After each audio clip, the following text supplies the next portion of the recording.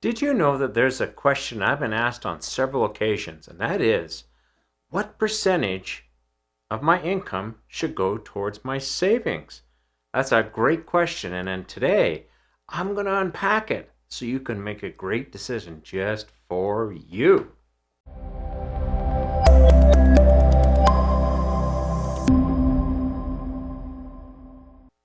Frank Thomas here from Wealth Generation Strategies. Thank you for joining me today. And today I'm going to hopefully answer the question for you. What is the right amount of your income should you siphon over into savings? Now, that's a really good question. You think it'd be simple, but it's not. And I'm going to just say that today's video really is more of a guideline because everybody's a little bit different, a slightly different situation. But I will say, don't overcomplicate this. That's my number one thing I do want to say. Let's just say it has to be enough to be effective, but not so much that you fall into debt or you can't get things fixed or it causes you grief. You don't want that either. We have to find that perfect ratio for you. So how should you start out when you analyze this? It's really dead simple. Figure out how much you're making gross. Let's say you're making $5,000 or $5,000 a month gross. Start at 10% of that, so $500. Now, you might go, oh, Frank, that's too much. My expenses eat up most of that after I get paid the taxes and everything. And if that's the case, then what you want to do is you want to scale that back until it works with the rest of your budget. Now, if you find that you only have an extra $200, that's where you start. The trick is to see how much you can actually save. Hey, even saving $50 a month is better than saving nothing. So you just want to get started. And that's a good way to start, is to see how much you can actually shave out of your monthly income and put it away, and it just disappears. So the second point is, how can you keep your savings plan working? Now, this is, again, a simple thing, and it's all about consistency. Consistency here is the key. Learn how to make your savings a line item like any other expense that just has to get paid. And focus on your goals. This will keep you going, okay? And a good goal is to save your first $10,000, let's say. But you want to make it consistent. You want to make it one of those pay yourself first. It's a line item, and it's got to get paid because you got to get paid too, baby. Let's just remember this. Before we get to our next point, be sure you remember to hit the old like button and subscribe. And my wife was telling me, if you want videos to show up on your front page of YouTube all the time, because sometimes even if you subscribe to somebody, their videos will disappear and you don't see them and you miss really good content. If you're enjoying this content, make sure you hit the notification bell.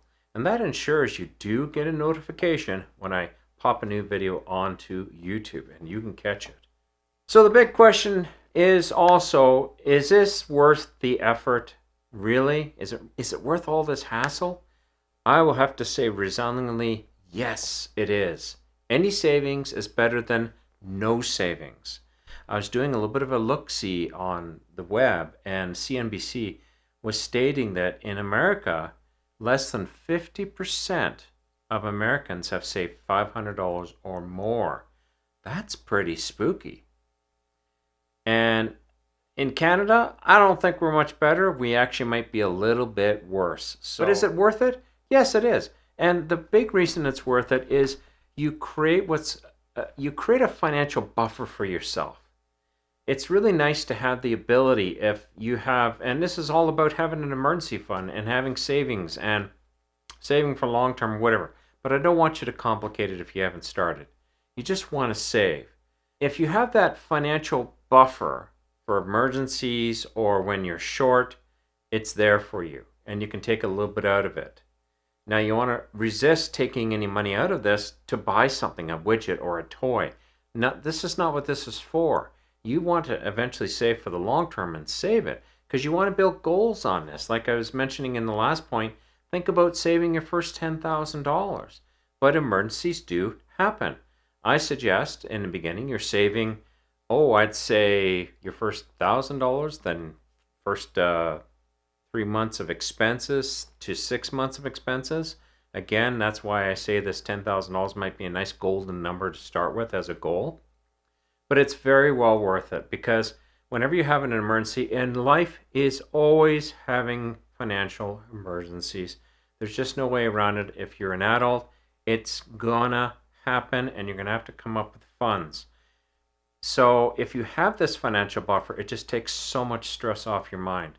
I personally try to keep at least 6 months in the bank at any time against any financial crisis.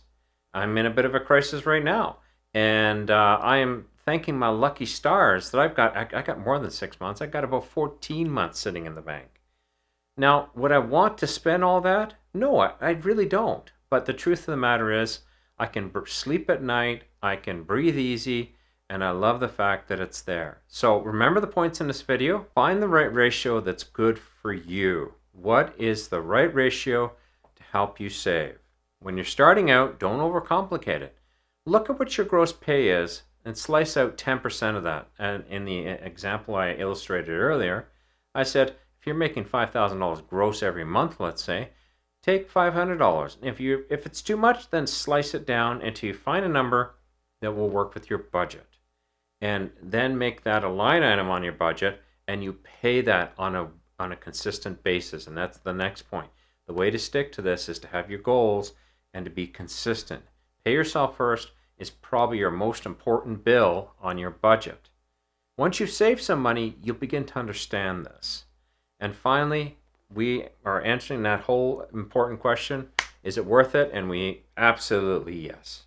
If you want to learn more about saving, here's a video for you that you can take a peek at that goes a little deeper into saving and goes and answers maybe a few more questions. Go check it out. Otherwise, thank you so much for joining me today, and have yourself a wonderful day saving.